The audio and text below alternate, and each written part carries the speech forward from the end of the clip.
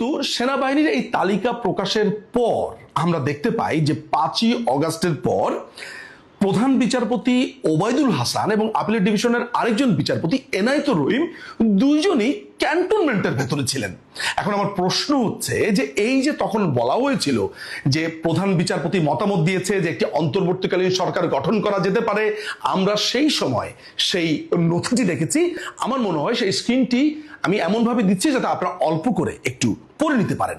এখন আমার প্রশ্ন হচ্ছে, যদি প্রধান বিচারপতি এবং আপিলের ডিভিশনের আরেকজন বিচারপতি সেই সময় ক্যান্টনমেন্টে থাকেন, তারা ঠিক কি করে রাষ্ট্রপতির কাছ থেকে রেফারেন্সই বা পেলেন, বা রাষ্ট্রপতি তাদেরকে রেফারেন্স দিল এবং তারা সেইটা অনুযায়ী তাদের স্বীয় মতামত দিলেন? এখানে কিন্তু আরেকটা কথা বলা আছে যে উক্ত বিভাগ স্বীয় বিবেচনায় উপযুক্ত শুনানির পর, অর্থাৎ সেটার উপযুক্ত হিয়ারিং হবে।